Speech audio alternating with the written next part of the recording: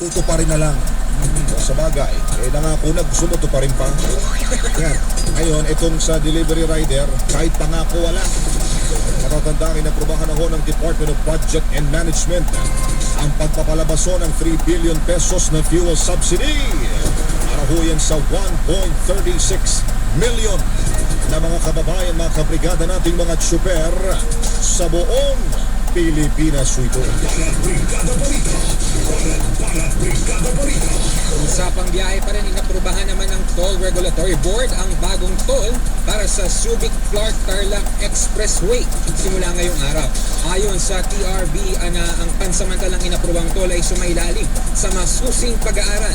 Iniutos ng ahensya ang pagpapatupad ng provisionally approved toll fees sa 3 tranche sa loob ng 3 taon upang mabawasan ang epekto sa mga motorista. Sa liham na may petsang October 6, 2023, ipinalam ng NLEX Corporation na layo nitong simulan ang koleksyon ng first tranche ngayong Martes, October 17, 2023. Ito naman mga kabrigada, usapang petrolyo.